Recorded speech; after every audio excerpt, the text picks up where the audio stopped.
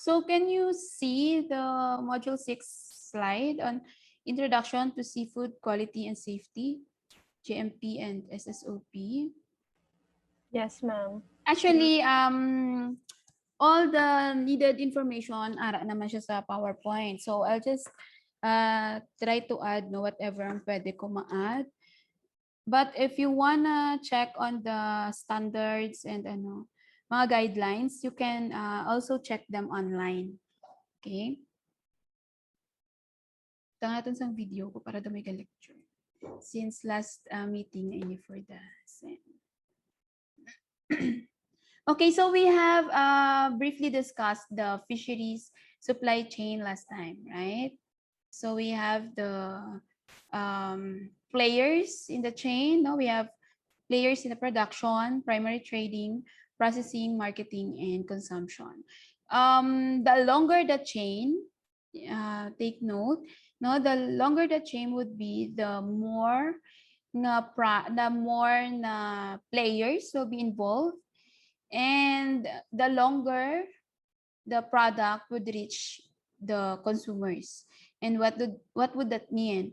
That would mean na mas magmamahal yung produkto. Kasi in every chain, most likely mag-earn sila ng certain percentage from that Kumbaga mag-share sila dun sa income.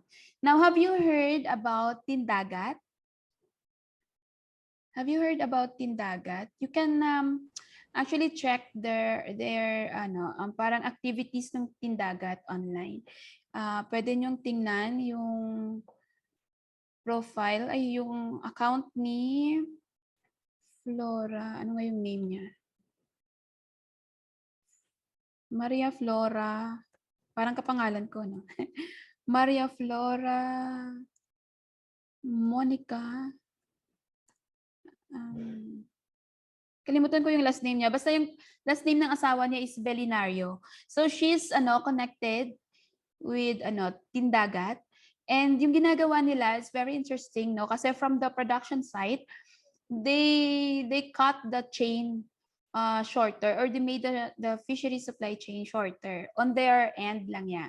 So they have partners in the production, mga fisher folks, and then they directly sell the products to the restaurants or directly to the consumers. So may mga portion or may mga players in the chain na tinanggal sila doon. So what's the implication of that? Magmumura yung product kasi wala na yung iba. But there are instances that this processing and marketing players cannot be removed from the chain. No, lalo na pag kailangan mo talagang i-process, so you would be needing the marketing group. Okay, before your product can reach the consumers. Okay. So why do quality management in fisheries? No, because first, quality is very important. No, here in UPV we also have a committee on quality assessment ng ating mga services, ganon. But in food industry, like fisheries industry, mas kailangan yung quality management because the product is to be consumed by the consumers or by humans. Okay, world with too much choices, competition, demands, and fake news, no, all the more that we need to have quality management. Okay, so there are also a number or many incidents already of food poisoning outbreaks. So dito medyo yung mga nagte-take ng micro this sem, medyo magkakaroon ng parang mixed up of information kasi we're also discussing food poisoning in micro. Right, Liza? Pati ako, nako-confuse na rin minsan kasi sabi ko parang na-discuss ko na tong, 'di ba we discussed in module 1, 2, and 3 ang postmortem changes. And then in micro, nung last meeting namin, nag-discuss ako ng postmortem. Sabi ko, ba't ako nagdi-discuss ito? Parang tapos na to. Anyway, yun talaga yung buhay. Paulit-ulit. Okay. So, food poisoning can be caused by contamination of raw mat upon receiving and during sorting, no, before it enters to the proper or the processing line mismo. Okay, there will be changes in the feed component, no. Paano mako-consider na may incidence of food poisoning if there will be changes in feed component or in feed preparation? Because some feeds may incorporate mga antibiotics or may incorporate ingredients that can cause allergic reactions to humans who will be consuming the aquaculture product. So pwedeng sa feeds lang yung allergen, pero kinonsume ng fish, and then that would manifest allergic reactions to the one consuming the product. Ayan, change in the production process. So pwede na pag binago, halimbawa you're doing canning, no? Canning of fish or producing canned goods, and you change the time and temperature schedule in processing your product, then that could affect the safety of your finished good. And also cross-contamination, you know that already. Inadequate cleaning and maintenance of equipment. Pwede na if you don't thoroughly clean your equipment, especially if the processing is fully mechanized, no, very minimal yung tao. There are instances minimal yung participation ng human, no, there would be a greater chance of inclusion of metals to your products. Yung mga bolt and yung mga parts of the equipment, no, that's used in the preparation and in the production of the product, kapag hindi adequately maintained and cleaned yung equipment, pwedeng mapunta doon sa produkto. Okay? Addition of incorrect ingredients. Ayan, may nadagdag. Inclusion of incorrect ingredients. Ay, sorry. Ayan, so that's obvious. And also, limited knowledge on food safety concerns. Ito yung one of the major cause of food poisoning, because of course, especially if hindi pa fully mechanized yung company or yung plant, no, you rely on the performance of your workers. And if the workers, no, involved in the processing line are not that well equipped when it comes to food safety, most likely they won't be able to handle the product properly. Pwedeng ma-subject yung product mo at time and temperature abuse, no? Pwedeng ma-introduce yung mga hazards dun sa product during handling. Okay, so there for big companies, they see to it that they conduct training, or trainings for their personnel. So conduct of trainings is one of the requirements if the company wants to apply for HACCP accreditation, because the workers or the people working in the area are greatly involved in the production of safe and quality products. So yun, part ng SSOP dapat yung conduct of training, and that should be scheduled, no? Kung halimbawa, every 6 months, dapat may training. So why is it necessary that trainings should be done on a regular basis, and it should be done frequently, parang ganon, frequently, hindi siya dapat na once every 5 years lang. Why is it that sometimes it is scheduled once every 6 months? Bakit kailangan ganon? Yung mga capacity building activities, yun yung trainings. Okay, the reason for that is, yung mga processing plants kasi usually mga contractual yung workers nila, no? They hire contractual workers, and usually 6 months lang yung contract. The workers can renew for a maximum of 3 Oo, 3 contracts, pwede silang mag-renew ng ganun.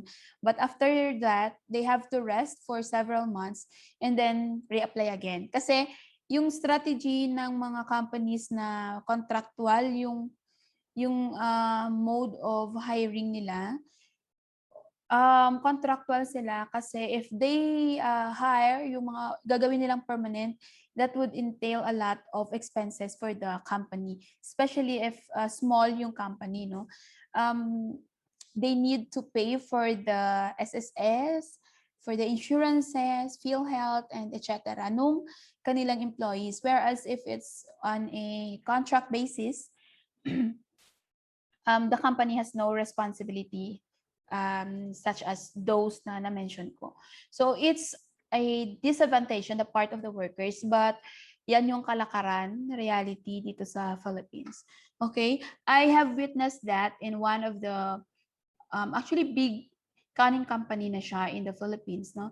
Sa Mega Sardines. I don't know if they still practice that one, but that's what they're doing, no, in their workers. So the reason why they have to continually conduct trainings is to make sure that lahat ng bagong pasok na empleyado are knowledgeable about food safety and they should know how to handle their product properly.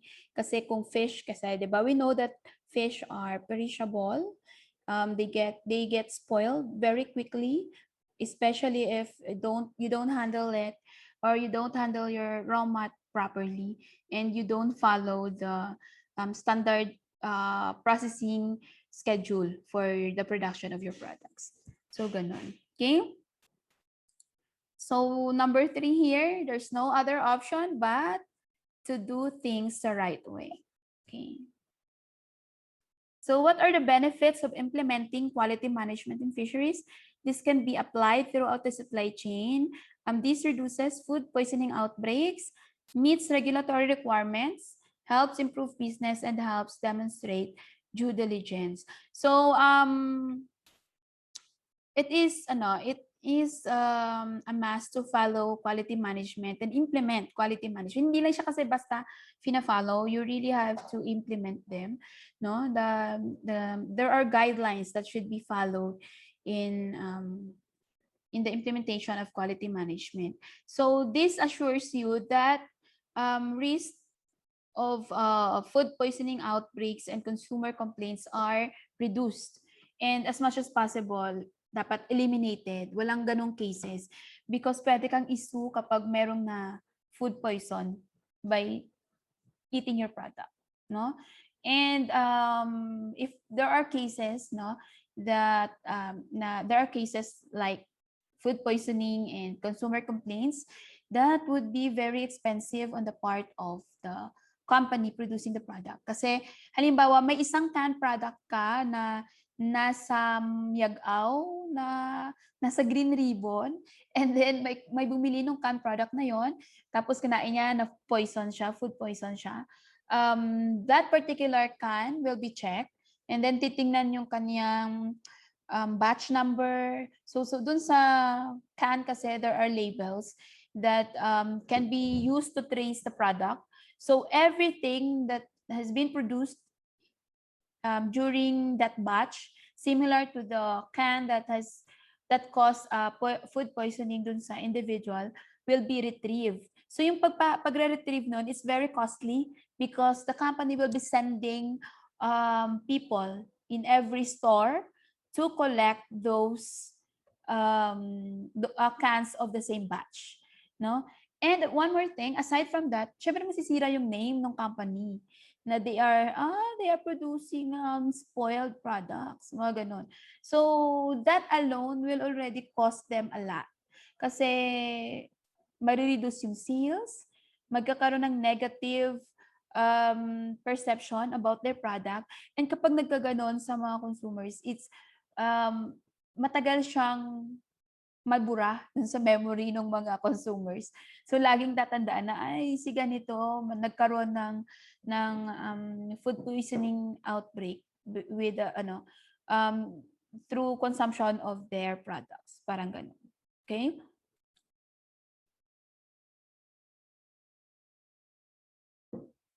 Naglolo ko tong aking camera. All right. So this shows the timeline of the old and new concepts of quality management. So tingnan nyo, before ito yung ginagawa, no? We have the inspection, statistical process control. Ayan. And then now, because of the changing lifestyle and very dynamic yung demand nung consumers natin, lahat ng most likely activities are consumer driven, and that also includes the quality implementation of the quality management. So consumer driven din yung implementation ng quality management. So the introduction of total quality management, and now we have different quality systems. So iniisip ko kasi the quality management concept has not been introduced. Medyo advanced na itong ginawa ni Dean na lecture. So mas maganda kung meron tayong basic. But I would like to ask if, have you taken Fish 156 already? Nag 156 na ba kayo? No, ma'am. Wala pa. Kasi yung quality management din, 156 is one of the major fish courses. So maybe next sem, iti-take nyo siya. It's also discussed in 156, no? Medyo intro siya doon sa basics ng quality management ang dinidiscuss sa 156. Okay. So basta for now, don't confuse yourself. It's about quality management. So you just want to deliver. This includes guidelines how to deliver quality products to the consumers. Ayun. These are the standards, no? As I've mentioned earlier, you can check the standards for their specific application and requirements online. No, available naman itong mga ISO standards. Ayan. So, any questions so far? Kala ko mabilis lang ito. Pero okay na naman siguro. So, we'll be talking a lot about HACCP, no? HACCP is a management system in which food safety is addressed through the analysis and control of hazards. So, ang hazards natin could be biological, chemical, and physical hazards, from raw material production, procurement, up to the last part of the production line, and the consumption of the finished product. So yun yung inclusion ng HACCP. Okay? So with all of these standards in the supply chain, we are also faced with several problems. So there is an existence of multiple system na confusing, and it also differs from one country to another. Pwedeng iba sa EU market, European, iba sa US, iba din sa Japan. May mga ganon, no? And it's costly.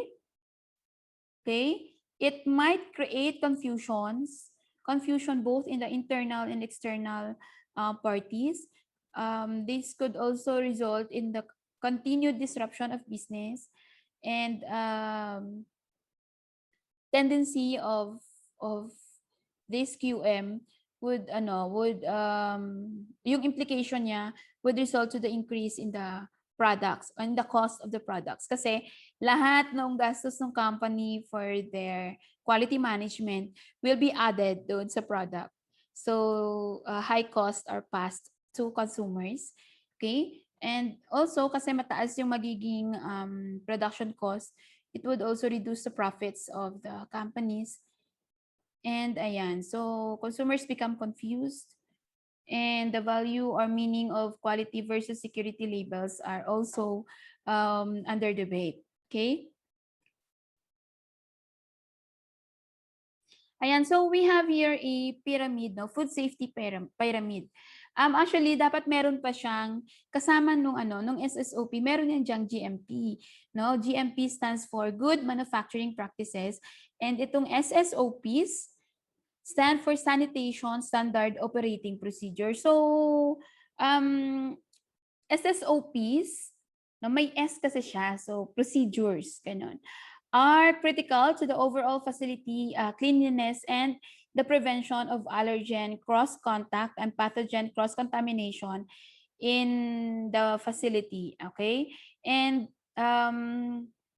generally, it is a documented steps, para siyang step-by-step, no, procedure that must be followed to ensure quality or adequate cleaning of product contact and non-contact surfaces.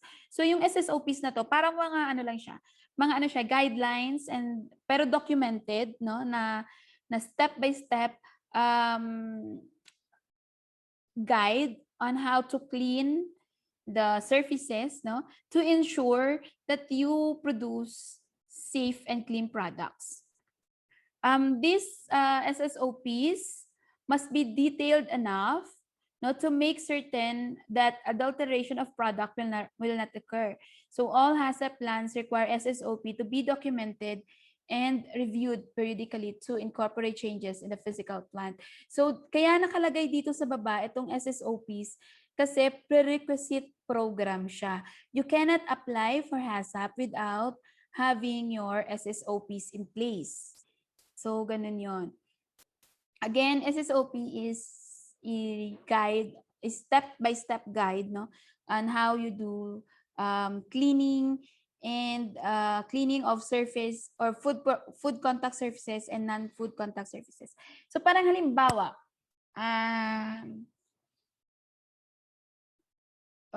mag-isip tayo ng example ng SSOP. Meron kang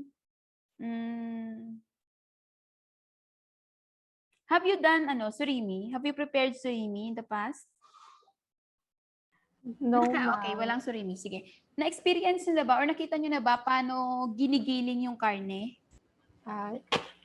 Yes, ma'am. I mean, last time, ma'am, 1-5. I mean, last time, may isang topic about something like surimi. Dahil, ma'am, Sa diin? surimi, I think sa kwasay namon, kay naghiwo ko, ma'am, sang small infographics about dira. Kag, yes, ang surimi, ma'am, kay, Okay. di ba, ma'am, ang takeaway is do mash sila para mag-form ng other products like fish cakes. Ang gina-add. But before that, no, 'di ba parang ginigiling mo yung ano mo, parang nakita niyo yung ginigiling na karne ng meat sa tinda, yung ginagawang burger. So parang yes, Angelica. Parang sinasubject mo siya sa meat grinder. At first yung fish mo para before ka makagawa ng paste. Actually hindi mo siya dinudurog. You just prepare the minced fish. You separate the flesh from the bones. Yun. So halimbawa if you're producing that product, you have a list or a guideline or parang procedure on how are you going to clean the fish and bone, meat and bone separator. Example, meron kang equipment. Yung tawag mo dun sa equipment is meat and bone separator. So for example tayo ng SSOP, you have their equipment name. Yan. Fish and bone separator. May date ngayon. Cleaned by. Tapos pipirma doon. Cleaned by. Time. Ganon. Inspected by. Ganyan. So meron ka pa doon guidelines. How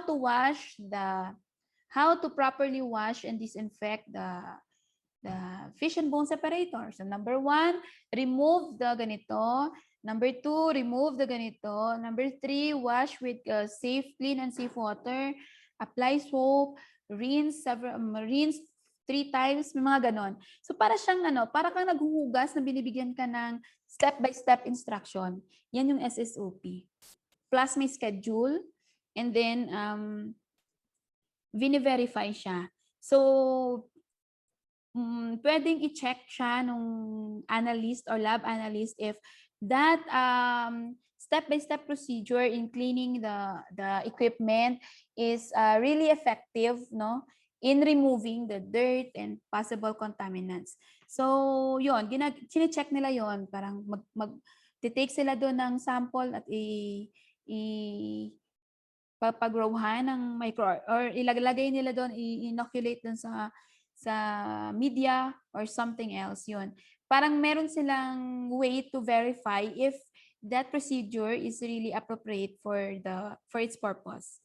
Ganon. So, 'di ba? Imaginein mo naghuhugas ka lang ng equipment, meron kang guide na sinusunod. Ayan, so that's SSOP. And that SSOPs are needed, no? Needed for HACCP. Okay, when you want to apply for HACCP. Okay? GMPs refer to the good manufacturing practices.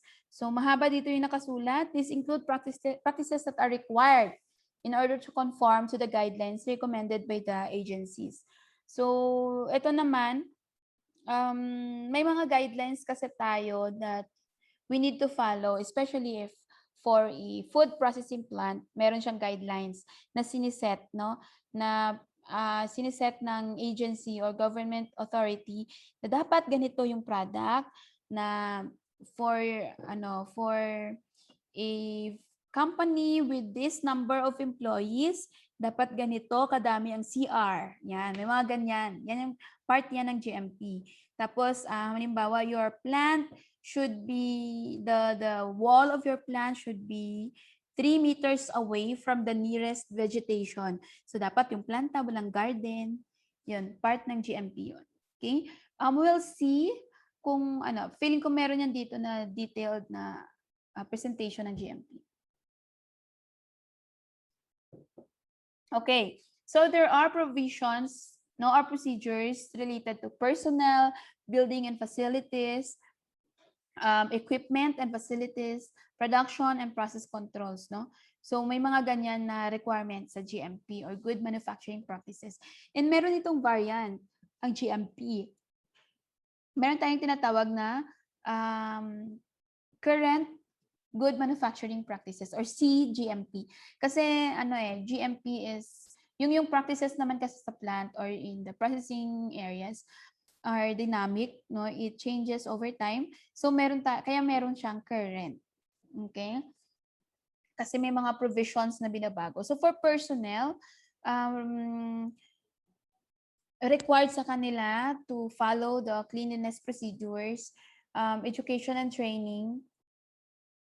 And may mga requirements like dapat yung personnel when they enter the plant, they only have to pass this door. Ayan. So meron dapat yan siyang door for the entry of personnel and exit of personnel. Meron ding door, meron ding area for changing of clothes. So personnel, example yung sa yung sa Aklan, yung supposedly yung kay Lisel, meron dun kami na parang changing area. Klase inaantok ako, nakakainis. Ako yung nagsasalita, inaantok ako. Hindi ako nagkape eh. Tubig lang to. Okay, sorry. When we enter the plant, meron siyang footpath. Okay? And that footpath should be wide enough na hindi pwedeng mag-jump yung personnel. Wala siyang option but to step on that footpath kasi hindi niya kayang ano ba yung tawag doon? Hindi niya kayang talunin yung ang hirap ng English nung iniisip ko. Yun, hindi niya kayang abutin ng paa niya na yung footbath. So dapat bababa talaga siya dun sa bath. No, wala siyang option. Dapat ganon yung design ng footbath. Hindi pwedeng mag-cheat yung personnel. Ayan. That's for the footbath. And also, there's a designated area for changing of clothes of personnel. So, dapat may changing room. Kasi the personnel should not carry their outside clothes inside the plant. So, hindi pwede. Kasi that could be a source of contamination, especially if bumabiyahe from malayong lugar yung inyong worker. That could be one. Tapos, merong mga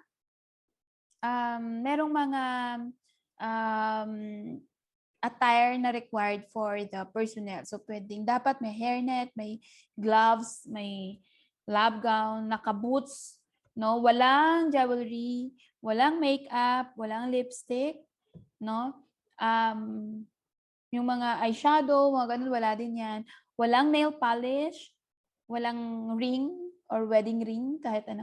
Nung ano kami, nag-fish 156, hindi ako nagsusuot ng wedding ring.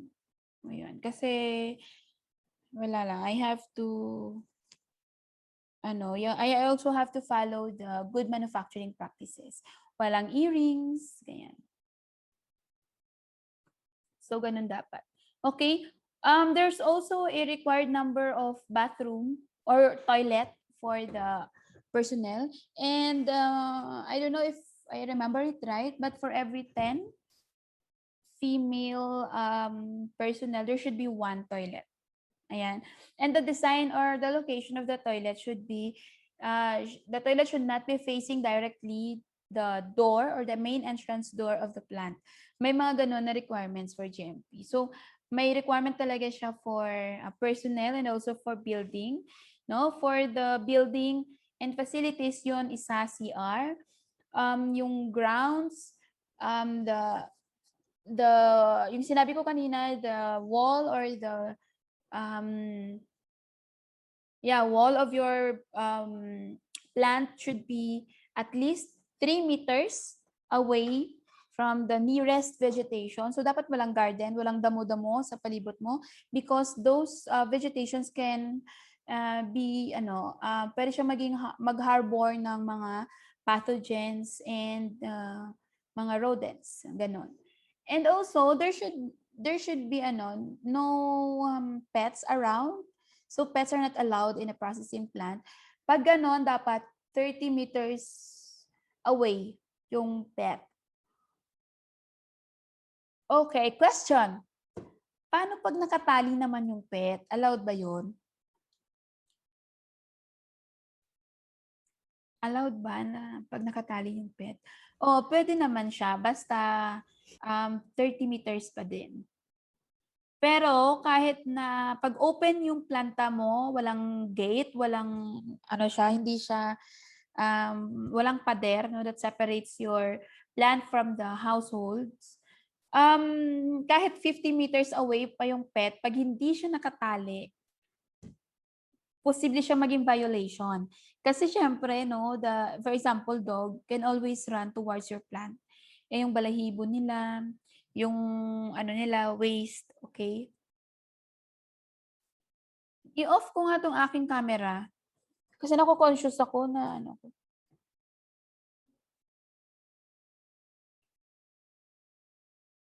Okay, still under the building, may requirements din for the wall, no? Walls of your building na yung dingding mismo. 'Di ba ma-imagine niyo yung floor, yung area where the floor and the wall meets. 'Di ba yung sa bahay natin, lang siya, parang sharp edge na lang siya, parang nakaganito lang. Maghanap nga ako ng aking props. So this is hindi siya pala makita. Ano ba yan? Hindi siya makita. Ayan. So, di ba yung wall nakaganon? Yung wall nakaganon. Tapos yung portion dito, where your wall and your floor meets, hindi siya dapat ganyan na gaya ng sa bahay natin. Dapat naka-curve siya to facilitate cleaning. Ayun. So, hindi dapat nagsistay yung dirt dun sa planta. So, that would be easily cleaned yung plant. So, that's for the building and facilities. And madami pa siyang requirements. No, yung dapat walang sira, dapat yung lighting mo covered kasi posibleng pag nasira yun mahuhulog sa mahuhulog sa product.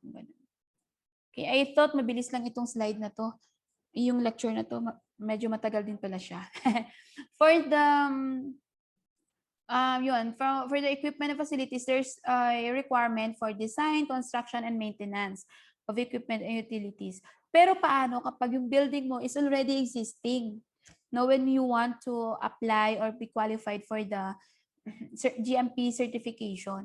So, hindi mo naman kailangang mag-change totally ng building. You just have to renovate a little para maging compliant yung building mo dun sa GMP. Ayan, we go to production and process control.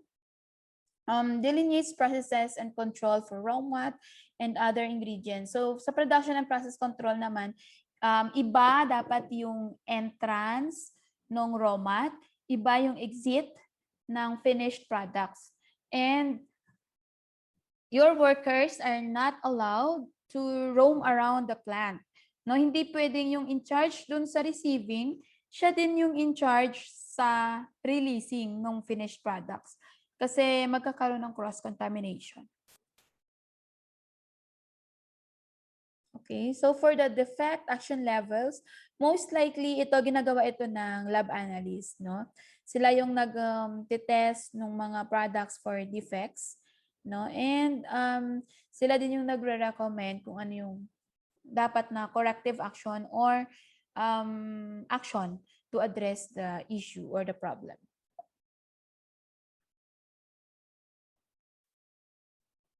Ito yung definition ng SSOP. So I have defined this earlier. And you can just go back to this slide if you want to learn more about SSOP. So yung SSOP should have a SSOP number. For example, yun sa sinabi ko kanina, yung fish and bone separator, may specific number siya. So that number is depende lang sa company. Okay, depende sa company mag-assign ng number.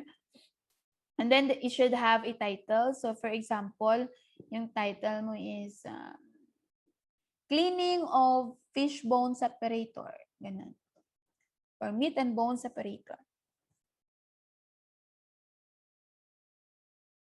Tapos you mentioned that meat and bone separator is used in blah, blah, blah, and it should be maintained clean and sanitized all the time. Or it should be cleaned after 3 hours of continuous production, and 3 hours after continuous production, and should be covered with a cloth, something, after the day work, parang ganun.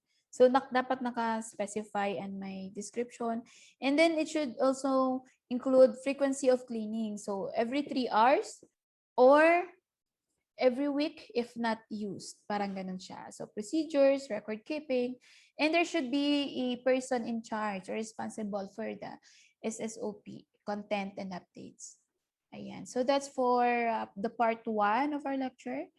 We'll now go to the part 2 of module 6. Ano to madaming lectures ito. Pero ano lang siya, mga 13 slides, ganon. Can you see the part 2 of the lecture? No, ma'am. Okay. So,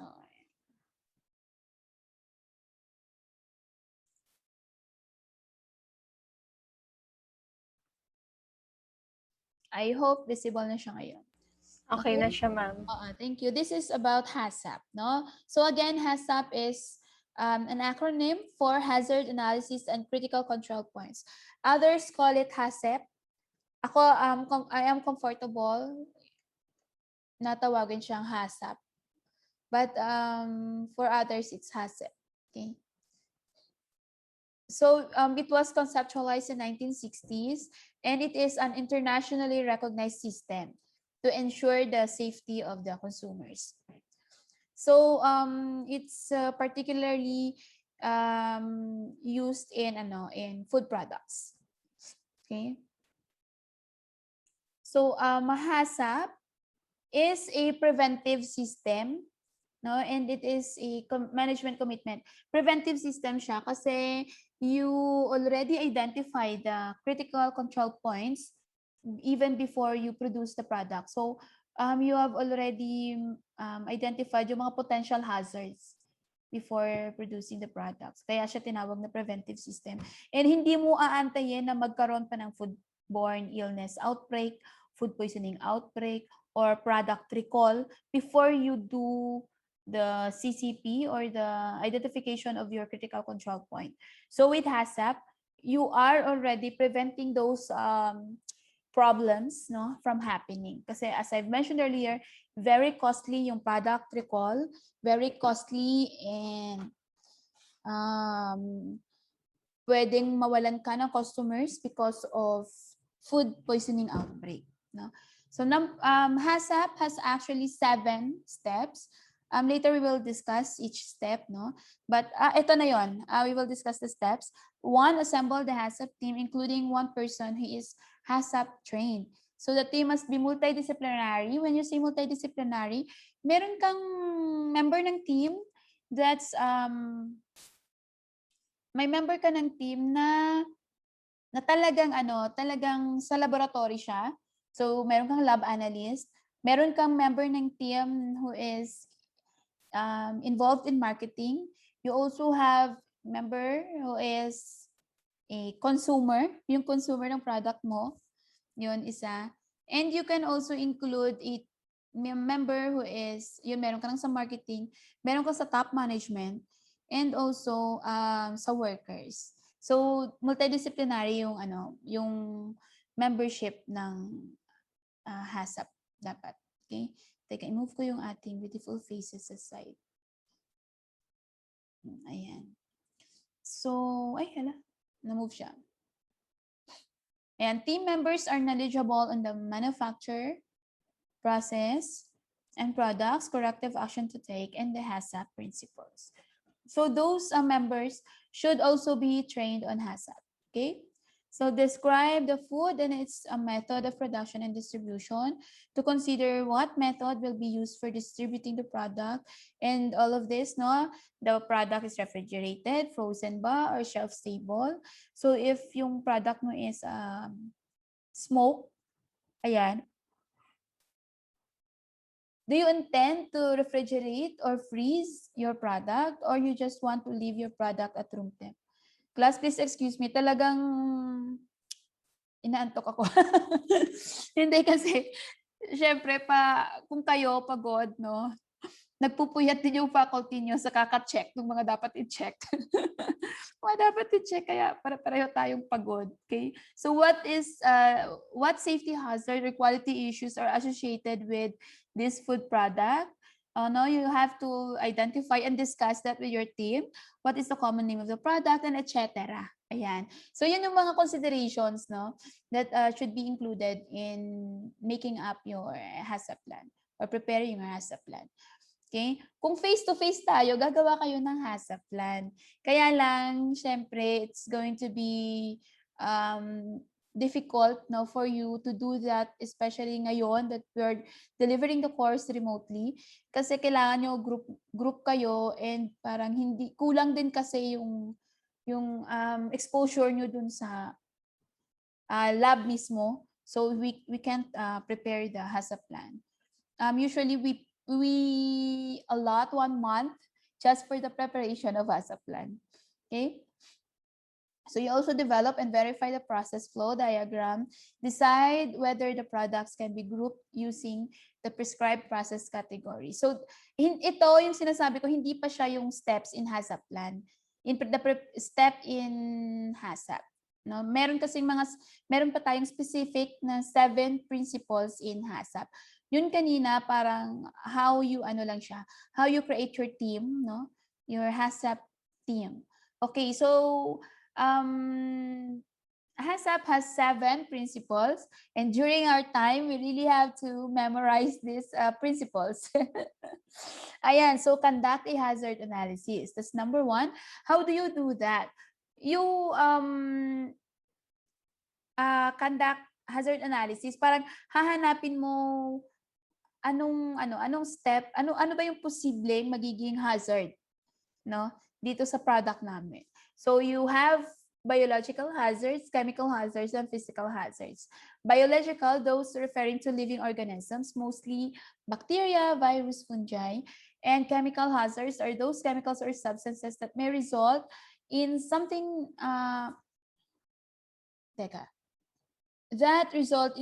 natural, no, or yung mga that can cause health problems to the consumers.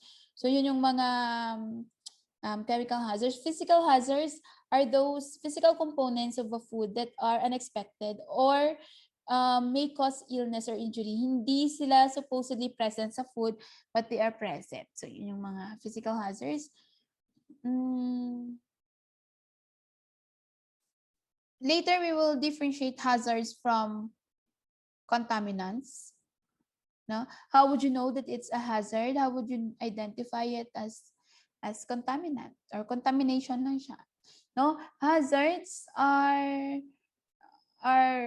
small. Dapat ma-qualify niya itong tatlo. Small, sharp, and can cause injury or would require surgery para ma-remove siya.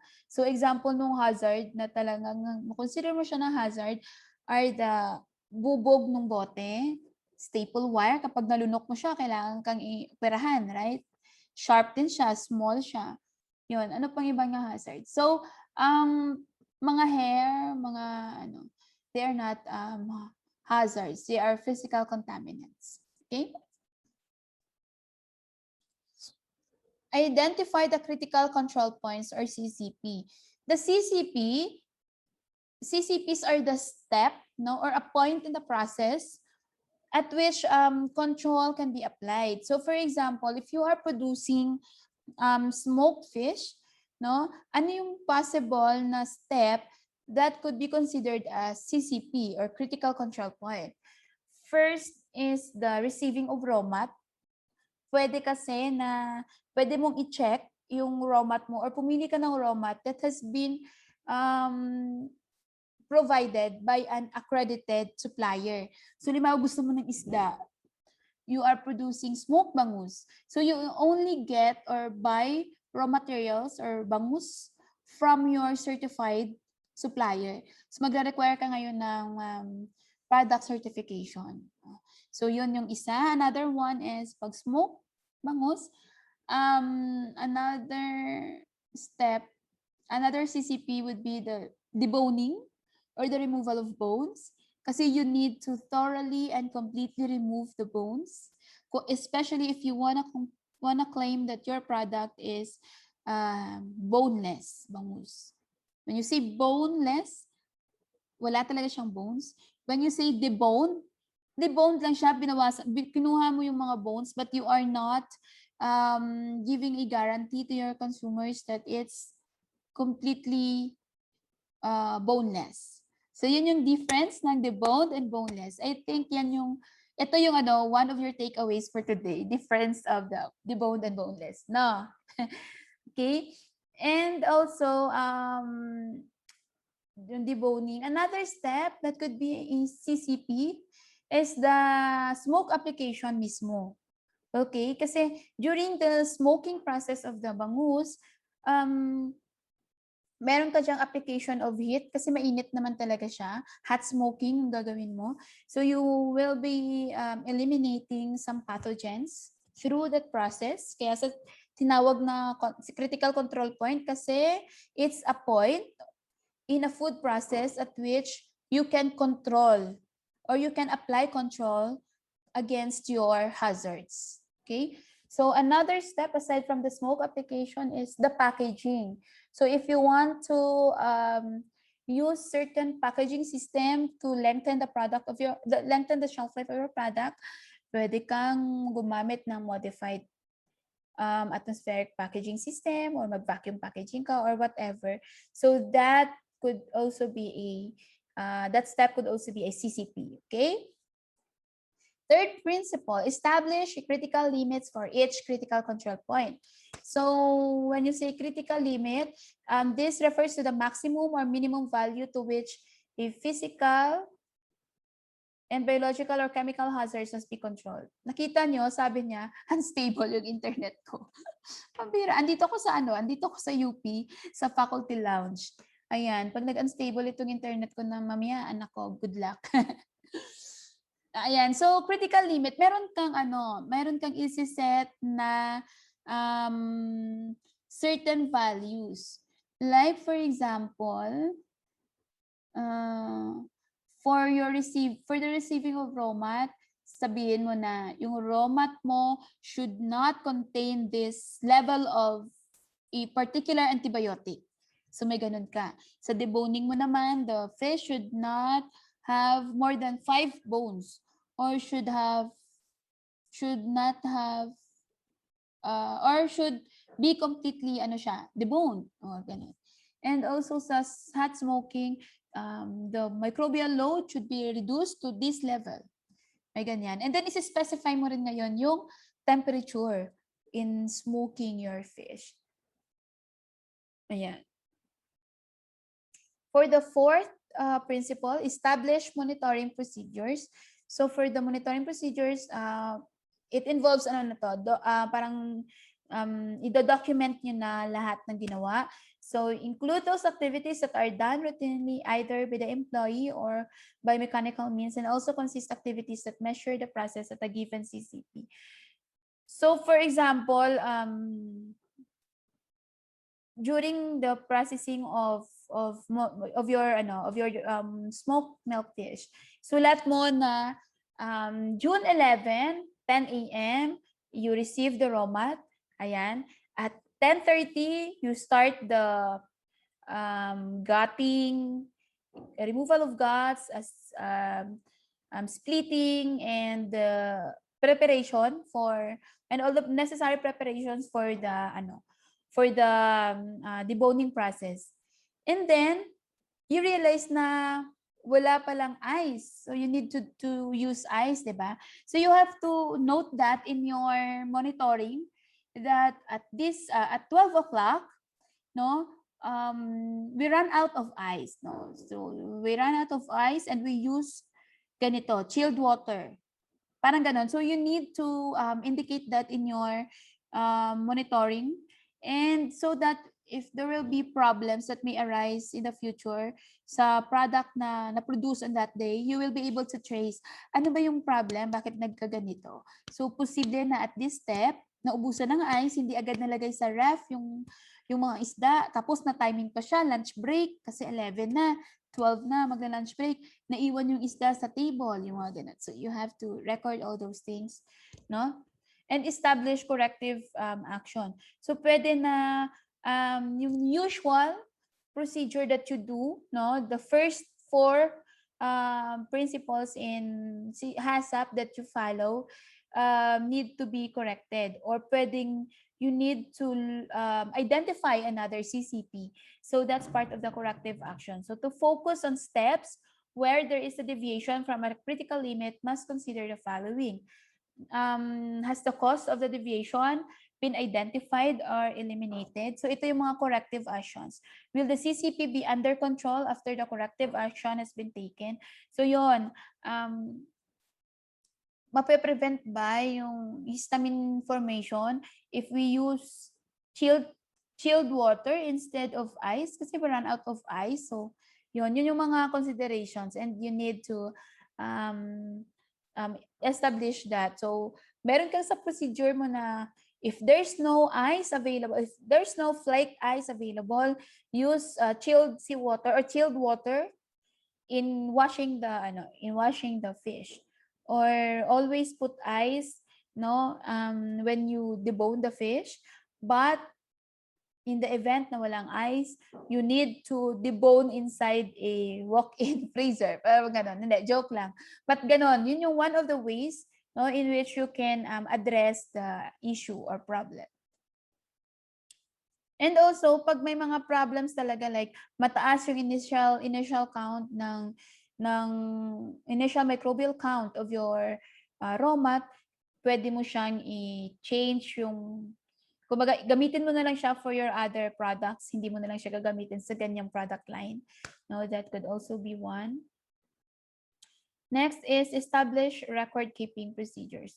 So, supposedly or ideally, you prepare all the documentations and all the previous steps in the principle using a permanent pen. Hindi ka gumagamit ng pencil, and you're not allowed to erase. You just note that you revise this one, and then you follow this, then you revise this one, you follow this.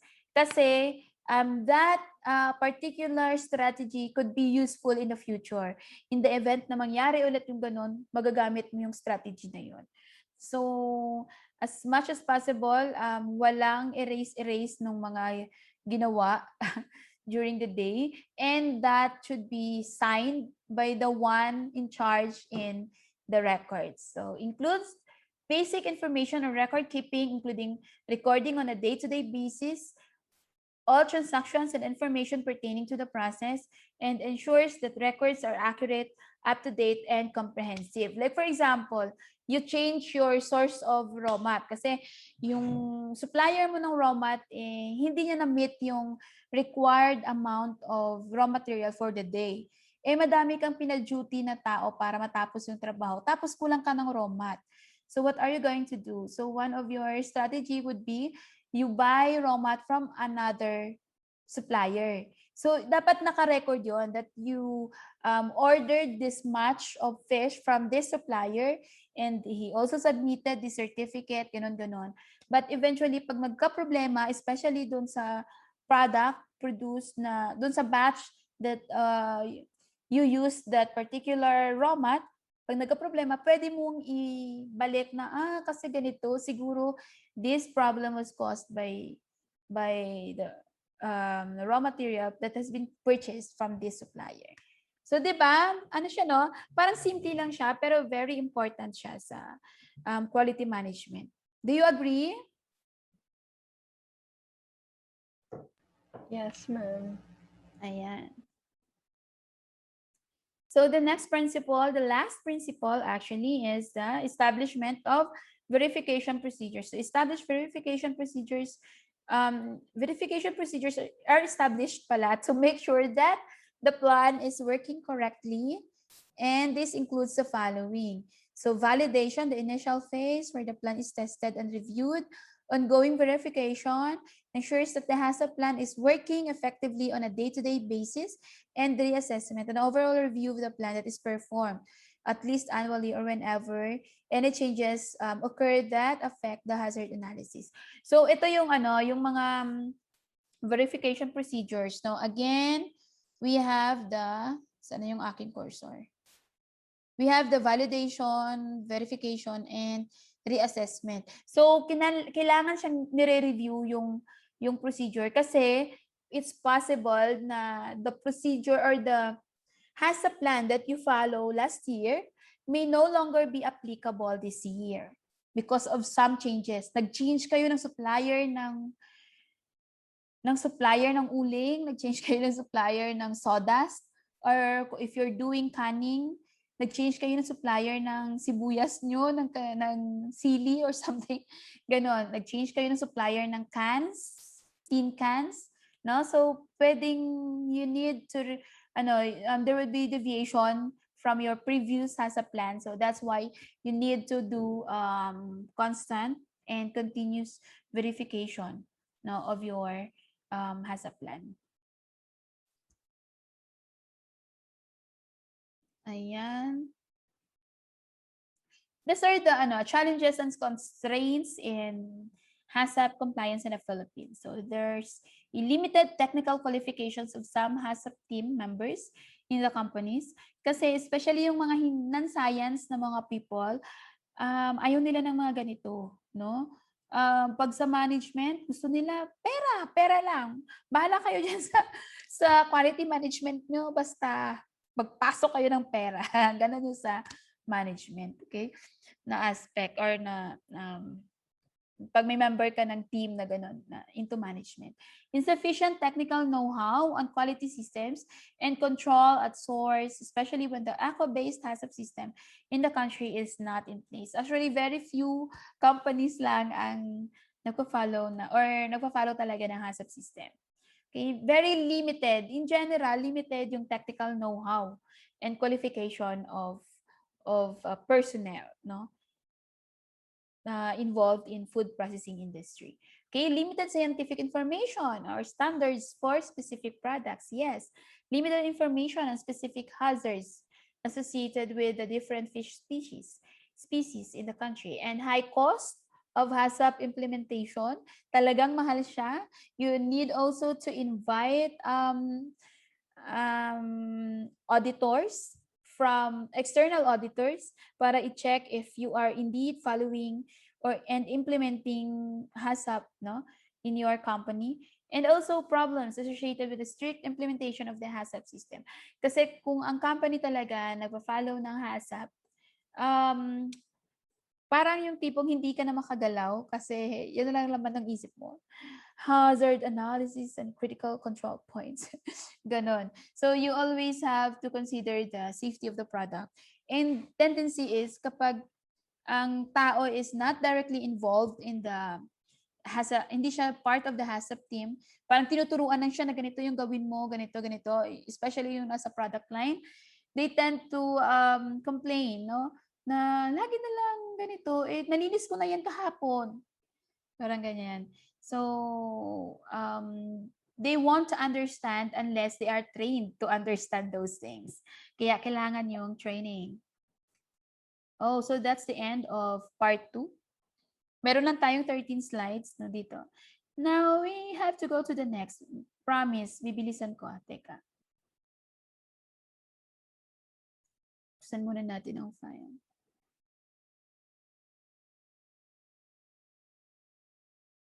Okay, this one, mabilis lang siya kasi this talks about mga hazards. Ayun. Tingnan natin yung title. Yung beautiful faces kasi natin naka-block. Ayan. It talks about safety hazards in seafoods. Ayan.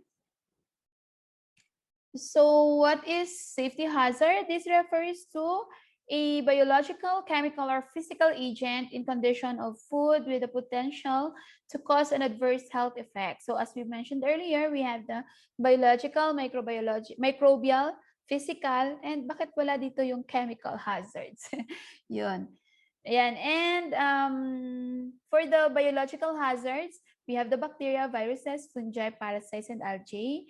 And these are considered as pathogens, no, in most of the fishery products. Pathogens sa fishery products, pathogens din sila sa human.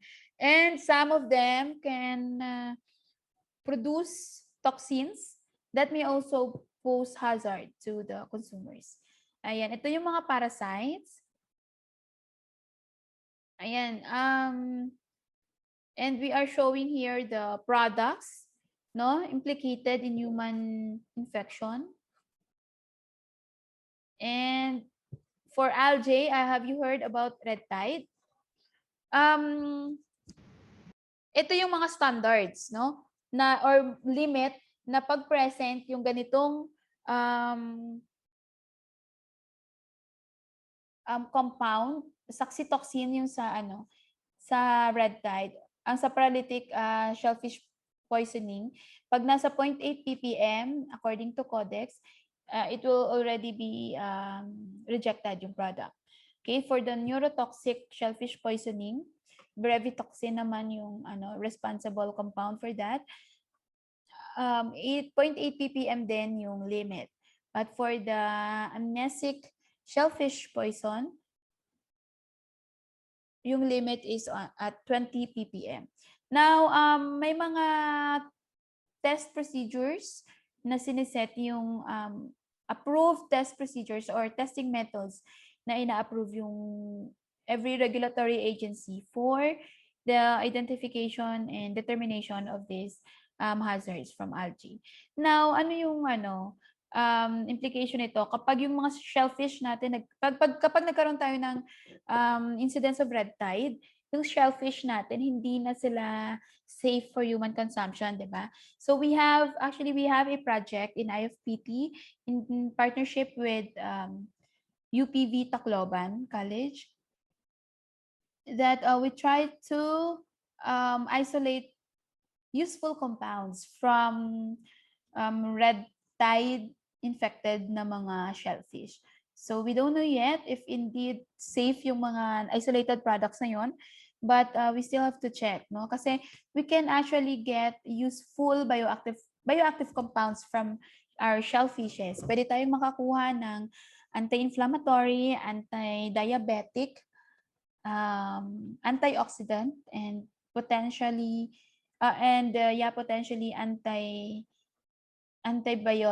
antimicrobial na bioactive compounds from our shellfishes. So kung hindi naman siya pwedeng kainin ng tao, might as well extract those compounds from those organisms. Okay?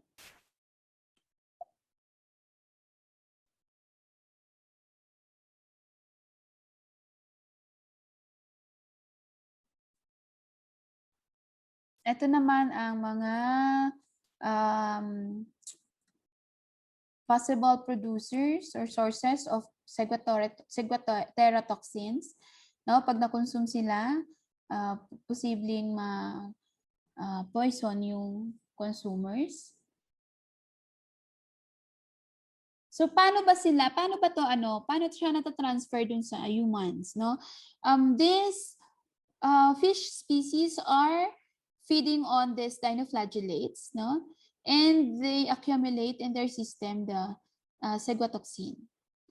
So, pag na-accumulate and then kinain natin, saka tayo mag-poison. Okay? But note that there are also toxins that only the fishes are affected, no? They accumulate in their body and sila yung naapektuhan. But there are also some that the marine organisms are not affected, but when we consume them, tayo yung affected, okay? Ayan. So the limit for ciguatoxin should be 0. Once kahit very low level lang siya, basta present, rejected na agad yung product. Okay, so we have naturally occurring toxins. We have all of these, no? The zoontids, saxitoxin, tetraodotoxin from pufferfish. And also we have the toxic crabs, no? In the Philippines. Ayan. Parang nakakatakot naman tong crab na to. Yung itsura dito, para siyang spider. Ay, naku. Sorry Ano ako I'm afraid of spiders. Nakikita niyo yung mga spider sa bahay na malalaki, yung mahahaba yung kamay. Ayoko ng ganong spiders. Okay, pag merong ganon, talagang, ewan ko, para akong mahihimatay. So, pag may ganon sa bahay, talagang pinapaalis yun ng mother-in-law ko kasi ayoko ng ganon. It's either ako yung lalabas ng bahay or yung spider. Ayan. So, ito yung mga toxic crabs, no? This one is known as the red-eyed rock crab. And this aggressive and nocturnal crab lives in rock cracks in shallow waters of Ilocos, Batangas, Panay Island, and Palawan. So, meron kasing project si Ma'am Mimi on crabs eh. So, it's possible that these pictures are from her project. Ay, hindi pala.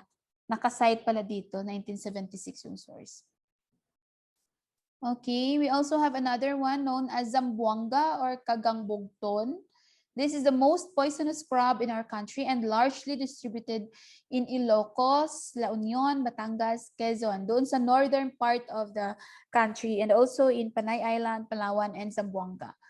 Ayan, mas maganda ito kaysa dito, kaya lang ito yung most poisonous crab.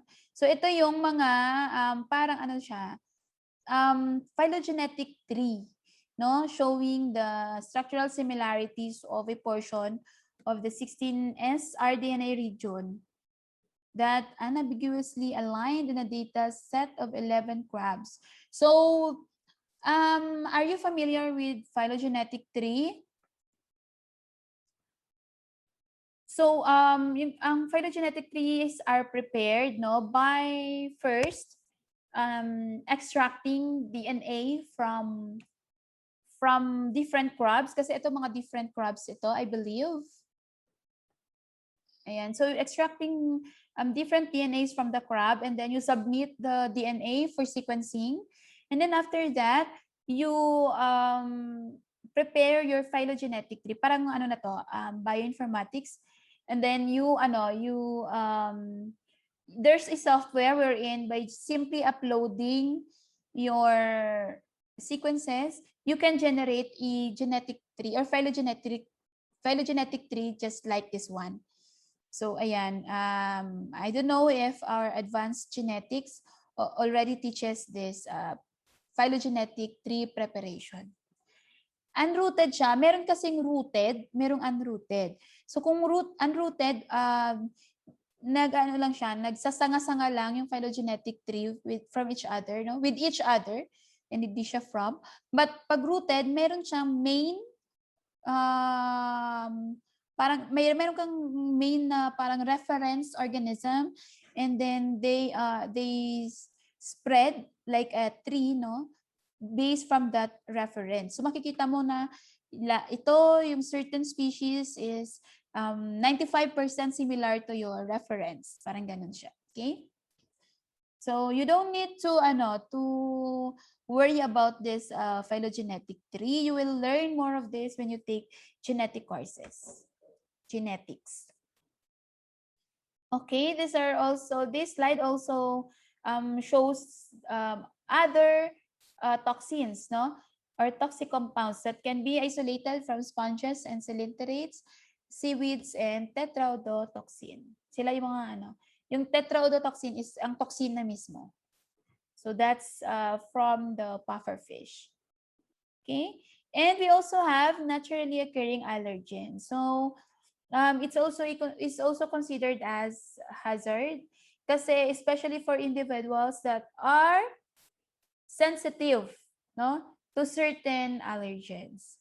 May mga, although hindi naman siya nakakamatay, but there are some cases kasi na parang fatal yung effect ng allergens sa to few individuals. Okay? Tapos meron pang individuals na pag na-expose sa ganyang allergen, hindi makahinga. So yun yung mga worst na cases, no? There are some na 1 month na masama ang pakiramdam.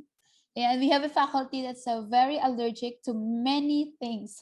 So hindi siya pwedeng kumain ng tinapay, hindi siya pwedeng kumain ng squash, ng yung pipino, hindi siya pwedeng kumain ng mga may gata, hindi siya pwede ng mangga.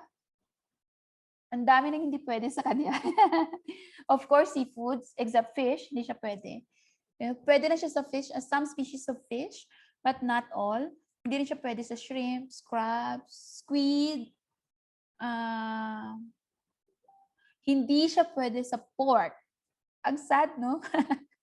May taong ganon. Anyway, kayo kung pwede kayong kumain ng mga ganong pagkain, kumain kayo ng madami because you are lucky. Because there are some people who can't eat what you're eating. It's not because they can't afford, but because hindi welcome sa body at sa system nila yung ganong mga pagkain.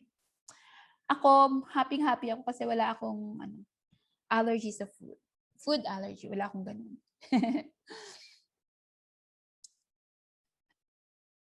Ayan. So we also have histamine as one of the chemical hazards, no? It could either be a scrombotoxin. Scrombotoxin. Ano ba ito? Mali ata spelling ni ma'am. Or as histamine, no? Histamine is produced from an amino acid, naturally occurring amino acid, histidine. Okay? So tingnan nyo, anong pinagkaiba ng histamine from scrombotoxin? Okay? So, may mga other amino acids kasi that also manifest similar allergic reactions to individuals other than histamine. So, mayroon tayong, ang source ng mga cadaverine, ganun, putrescine. Ayan, tingnan nyo. That's your assignment. You don't need to submit that assignment for your learning, additional learning. And then we also have antibiotics. No? There are, kasi, may mga practices in the aquaculture that they apply antibiotics to their cultured organism.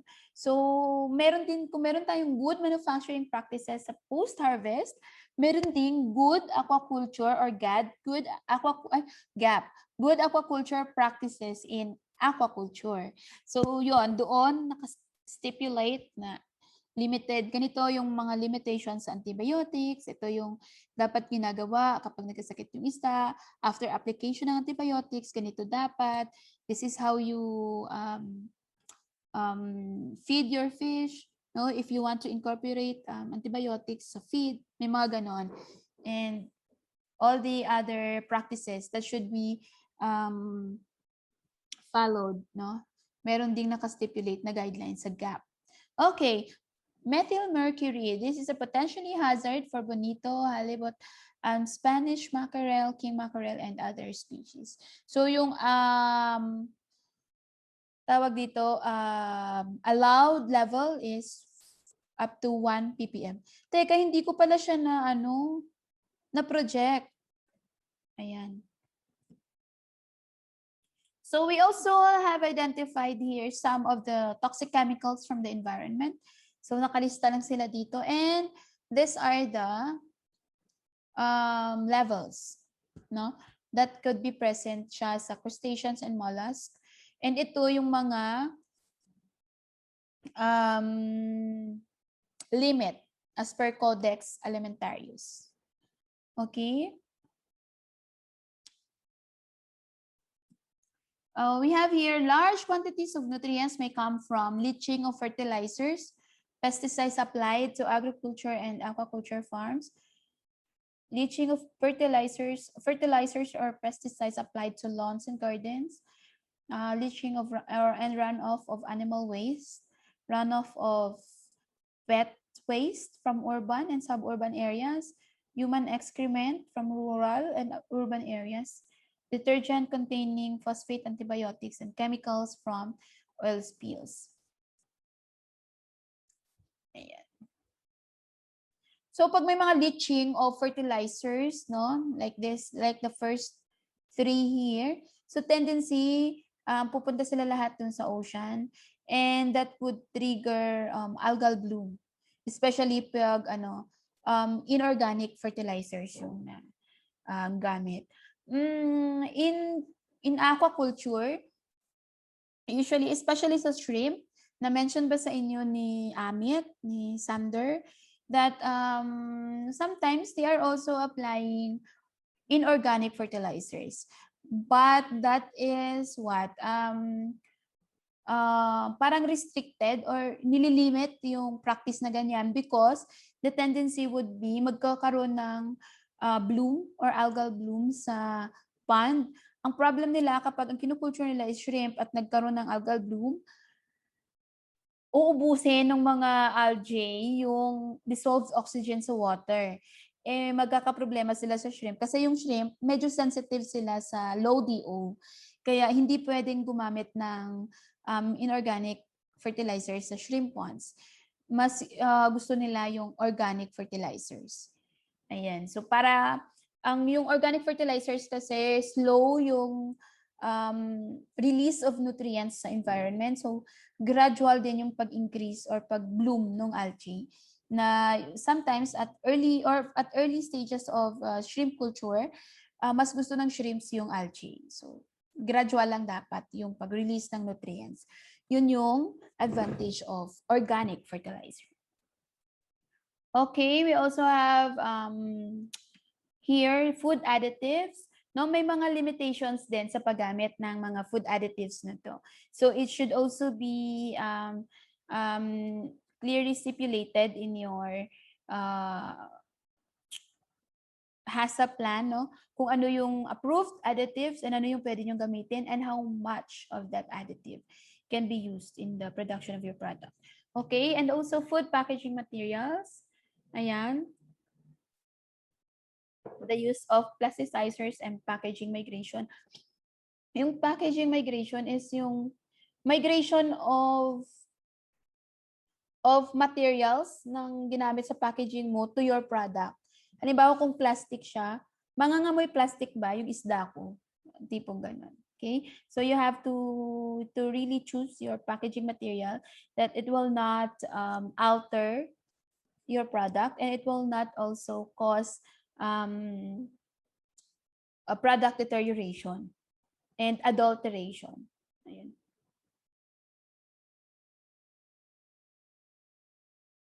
Okay. Nabasa ko yung chat mo, Erame. Ayan. Thank you. Ayan. So we have here the physical hazards. Tama ba? Dito na tayo. Ba't parang mabilis? Ay. Okay. So ito, physical hazards. We have glass, metal, stones, twigs, leaves, wood, pest, jewelry, and plastics. Alright. Narinig nyo yung latest issue sa Jollibee? Yung towel? Ay, towel. Ano ba yun? Nagbuka siyang fried chicken, naprito siya. So, ano yun? Kasi towel siya mismo eh. Hindi lang siya basta na-incorporate sa product. Ginawa na siyang product. But still, it's a physical hazard. No? And ano din yun? Isang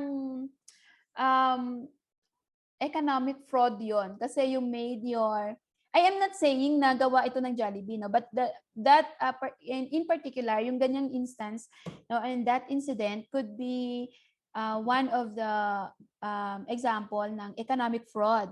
Economic fraud siya kasi you made your consumer believe that they are buying chicken and then nabayad siya for the chicken but yung dumating sa kanya inedible na fried towel. Or towel ba yon? Ano yon? Bimpo? Parang ganon. So, it's a cloth.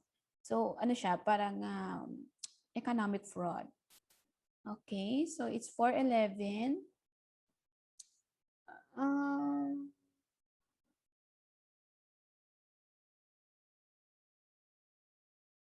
Very briefly, tingnan natin itong hindi ko na kayo yung talagang kayo yung sasagot. I'll just share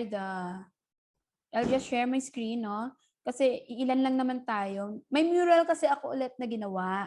Ay, sorry, ba't nagka-cancel? May mural ulit akong ginawa. So, ito na. Tingnan natin. This is for the, I'm showing the steps in smoked fish production or in producing smoked fish. Ayan. Ito. Okay, can you see the, parang schematic diagram ng smoked fish production? Smoke ba to? Tingnan natin. Ayan. So, meron tayong cold smoking, merong hot smoking. Okay? So, in here, kinuha ko kasi ito sa published article and it says here that ang receiving of the raw mat is called a CCP number 1. Okay? Actually, meron pa yung meaning yung M, C, and P. So, disregard na lang natin yon. Bakit kaya siya kinonsider na CCP number 1 yung sa receiving of raw mat, no? It could be possible that receiving of raw mat is CCP kasi you can actually control, kasi yung CCP natin is critical control points. It is a step in the process wherein you can control the occurrence of the hazard. So, bakit siya tinawag na CCP ang receiving number 1? One, halimbawa, if your raw mat is capable or is a fish species that can potentially produce high amounts or high level of histamine. So, sa receiving pa lang, pwede mo nang i-check yung raw mat mo if upon receipt, mataas na ba yung histamine? Kasi pwede mo nang i-reject. Huwag mo nang ituloy na i-process. Another one, if it contains high level of antibiotics from your supplier, so pwede mo na rin i-reject. So yon, you can actually reduce or eliminate the problem dito pa lang sa receiving. So you can actually secure a product certification from your supplier na hindi kami gumamit ng antibiotic, very minimal yung use, or the product or the raw mat was handled properly from capture up to until it was delivered to your plant. Naka-ice siya, nang tinravel siya, refrigerated van, ganun. So, yun yung mga considerations during receiving. So, dito naman, it's not considered the CCP yung mga storage, eviscerating, rinsing, sorting or separation of species. Ayan, grading. Yung grading, yung si-separate mo yung smaller from bigger raw mat, ganun. While ito, brining or dry salting is considered a CCP number 2. Bakit? Anong ginagawa ng brining or salting? No, in this particular step, you remove the available water for growth of microorganism. Yung water activity nilo-lower mo by the addition of salt or by soaking your fish in brine solution. So that is why it is considered as CCP. Kasi brining can reduce the level of microorganism in your fish. Ayan. Another one, yung hot smoking is considered a CCP, but your cold smoking is not. Okay? Because with the application of hot smoke or hot smoking process, you can also reduce or lower the number of microorganisms in your fish. Kasi, di ba nga, at 60 degrees Celsius, you can eliminate those microorganisms that cannot survive at this temperature. So yon, it's a CCP also, critical control point. And the packaging, you can use a packaging system that can actually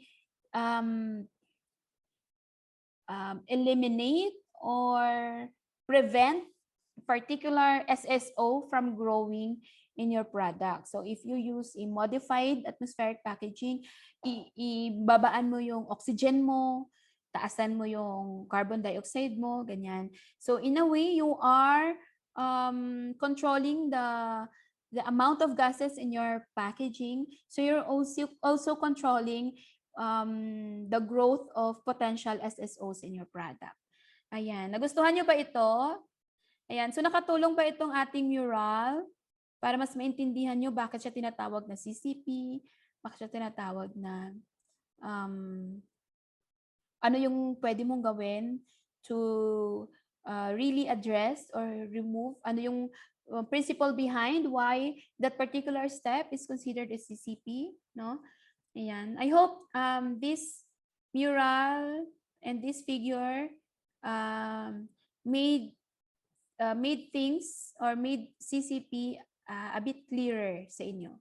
Bakit siya tinatawag na CCP? So, kaya i-change natin yung product from smoke to can. No, you can also, I hope you can also identify kung ano doon yung mga CCPs or critical control points. Sila yung critical steps, no, that in which you can reduce the number or the level of hazards. Hindi lang naman kasi siya microbial hazards. You can also you should also consider the other forms of hazards, the chemical and the physical hazards, as well as yung naturally occurring chemicals, yung mga toxins. Okay? Any question, class? Before we end, any question? Ma'am, Yeah. in Philippines po ba, ma'am, ang mga big companies na nagsasell ng mga, for example, smoke bangus and the like, are they required to get HACCP certification? Yung mga big companies, actually, only those that are very big na gid and intend to export, sila ang nagakuha agad sang hazard asang HACCP certification. So, but before they can get that HACCP certification, they also have to comply the SSOPs and the GMP requirements. So, yung GMP, I don't know if it's being applied in BFAR, no? Kasi they have to comply those prerequisite programs. I'm not sure if the Mega Sardines was successful in 2006 in their HACCP accreditation application. But I think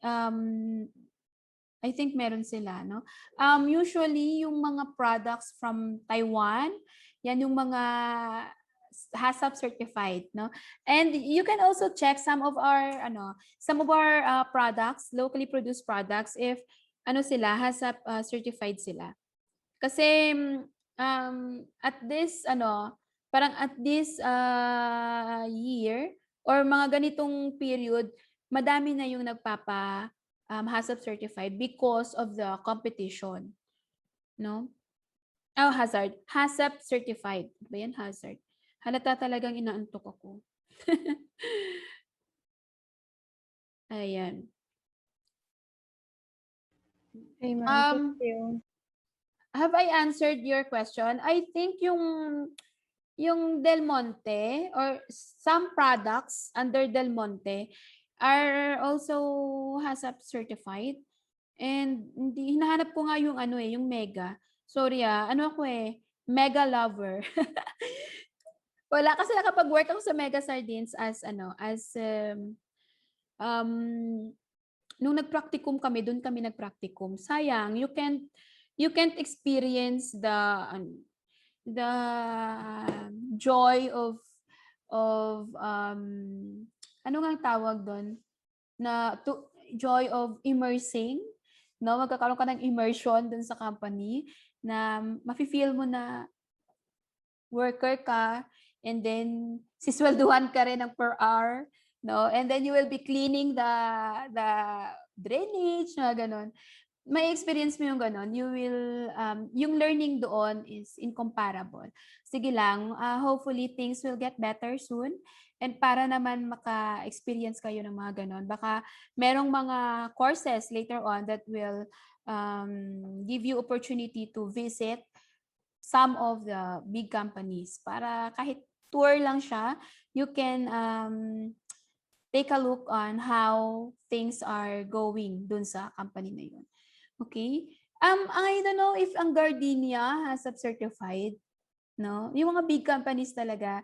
Kasi pwede nilang gamitin yun as their for marketing and for their advertisement na HACCP certified sila. Meaning nun, quality products yung sinisell nila and produced in a hygienic and safe manner yung product. Okay, any other questions?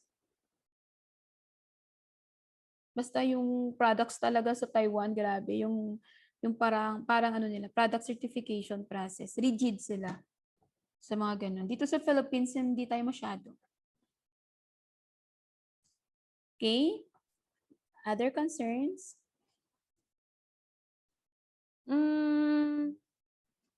Ilan na kayo dito? 24. Okay. Most likely, our exam will be on Friday next week. Kasi hindi ako naka-receive actually lahat kami, hindi kami binigyan ng, I don't know with the college secretary's office. Kasi parang first time ko ito in my 5 years sa UP na walang memo kung anong schedule ng finals. So, to avoid conflict dun sa ating mga exams, sa other courses nyo, we just have to stick sa ating schedule. Okay? But, your exam will be open notes. So, I might give you 24 hours again to answer your exam. Pero it will be a very short exam, I think.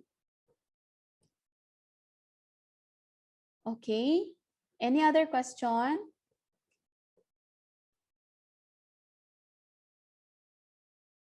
Okay, if wala na, I have to say goodbye. Thank you very much, no? Nairaos natin ang semester na ito. And I hope to see you again in my future classes, the future courses that I will be handling. Okay, enjoy the rest of the semester. Study well for your final exams. And see you when I see you. Okay, bye! Ingat! Bye, ma'am. Thank you. Thank you so much, ma'am. You're Ma'am, welcome. thank you. Thank you, man, for attending our class. Bye-bye. Easy. Be safe all the time. Bye-bye.